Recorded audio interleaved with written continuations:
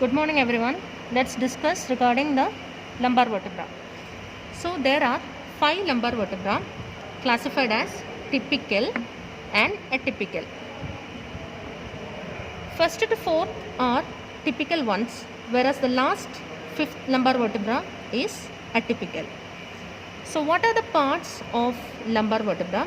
There is a body, vertebral foramen, vertebral arch consisting of pedicles. These are the pedicles. Then you have the lamina.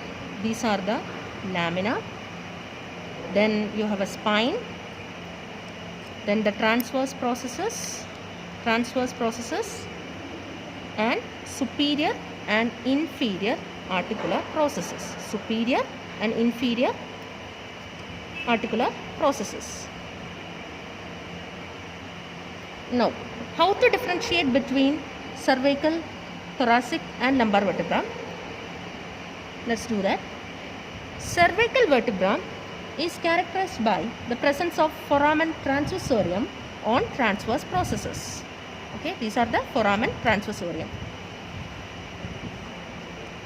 This foramen transversorium is not present in the case of lumbar vertebra and thoracic vertebra.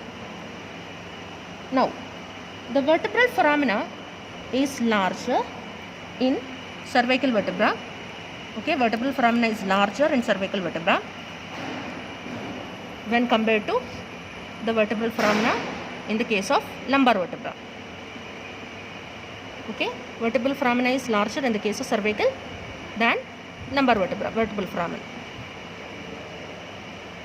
Now, in the case of thoracic vertebra, the body is heart shaped. Okay, the body is heart shaped, whereas in the case of lumbar vertebra, the body is reniform, kidney shaped. There are costal facets on the sides of the body in the case of thoracic vertebra. These are the costal facets, which is absent in the case of lumbar vertebra. There are no costal facets.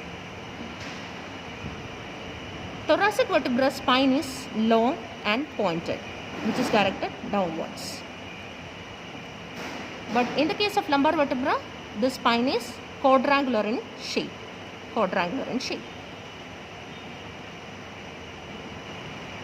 Now, the vertebral foramen in the case of thoracic vertebra is circular.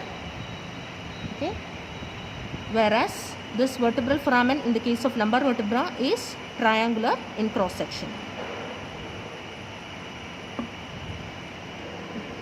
Now, the peculiarities of lumbar vertebra. Lumbar vertebra has a massive body. Vertebral foramen is triangular. Vertebral foramen is triangular. Spine is quadrangular. We already told that. Spine is quadrangular. Superior articular facet is concave. Okay, you have a superior articular facet on the superior articular process, which is concave. This facet is concave, and the inferior articular facet on the inferior articular process is convex. Okay, inferior articular facet is convex, which is present on the inferior articular process. Now, the postero-inferior part of the root of the transverse process has a rough elevation called accessory process. This is the accessory process.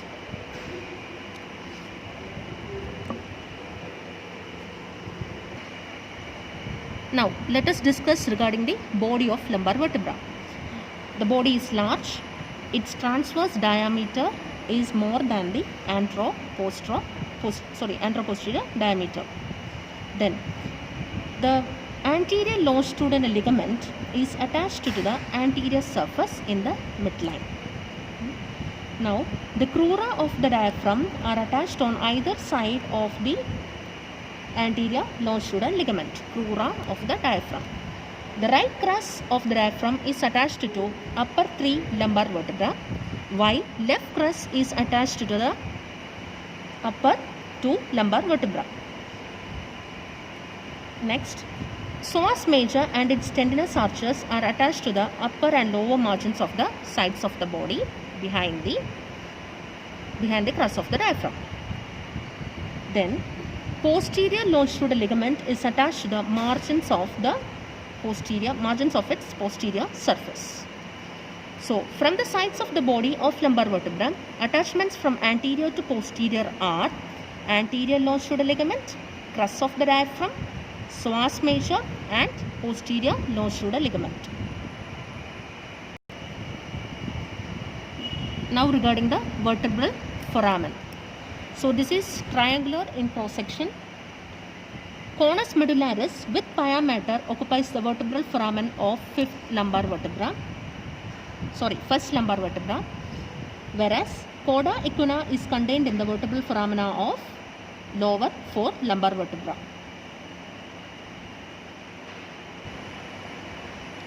Now regarding the pedicles. These are the pedicles. It is short and strong, okay, and it is attached more to the upper half of the body of the lumbar vertebra. It is attached more to the upper half, okay, this pedicle. So there will be the formation of deeper inferior vertebral notch, okay. This is the inferior vertebral notch which is deeper than the superior vertebral notch, okay. This is your superior vertebral notch. This is the inferior vertebral notch which is deeper.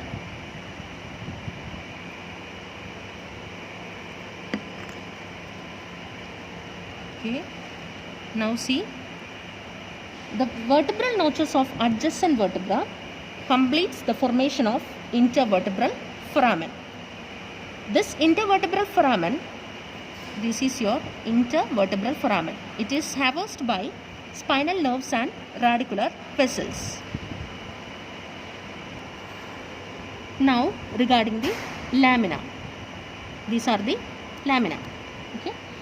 This is short and thick, posteromedially directed. Okay, directed posteromedially. Ligamentum flavum is attached to the upper border and lower half of its anterior surface. Ligamentum flavum. Posterior surface of the lamina gives attachment to deep muscles of the back. Now regarding the spine, it is quadrilateral in shape.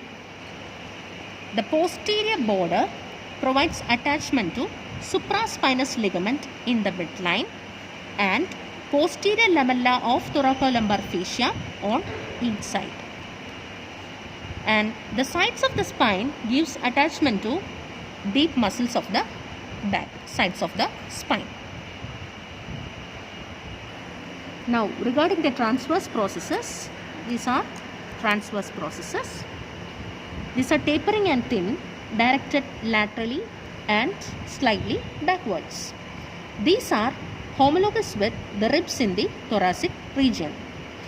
Medial and lateral arcuate ligaments are attached to the tip of the transverse process of first lumbar vertebra, whereas iliolumbar ligament is attached to the tip of the transverse process of fifth lumbar vertebra. Now, the middle lamella of thoracolumbar fascia, is attached to the tips of the transverse process of all vertebra, and anterior surface of the transverse process is marked by a faint ridge to which the anterior lamella of thoracolumbar fascia is attached. The part medial to this ridge provides attachment to psoas major, and part which is lateral to the ridge provides attachment to quadratus lumborum muscle. Posterior surface of the transverse process, you have the attachment of deep muscles of the back. Now regarding the articular processes, you have the superior articular process and inferior articular processes. This is your superior articular facet, which faces, it is concave and faces medially and backwards. The inferior articular facet is convex and faces laterally. Now, the distance between superior articular processes is more than between inferior articular processes. Okay. this distance is more. Okay. Now this relation is reversed in the case of fifth lumbar vertebra, where the distance between inferior articular process is more than that between the superior articular processes. Okay, this is your fifth lumbar vertebra. Distance between inferior articular process is more. Whereas in the case of fourth lumbar vertebra, both articular processes are at equal distances. Now regarding the mammillary process. This is the mammillary process, which is a roughened elevation at the posterior border of superior articular process. These are your mammillary processes, which is situated at the posterior border of superior articular process. Here you have the attachment of the deep muscles of the back. Now regarding the atypical, that is the fifth lumbar vertebra. Here you have a thick and short transverse process, which are connected to whole of the pedicles, and part of the body. Okay, thick and short transverse process. Also, I have already mentioned this, that the distance between the inferior articular processes is more than that between the superior articular processes. And here the body is very much deeper anteriorly than posteriorly. That's all for today. Thank you and have a nice day.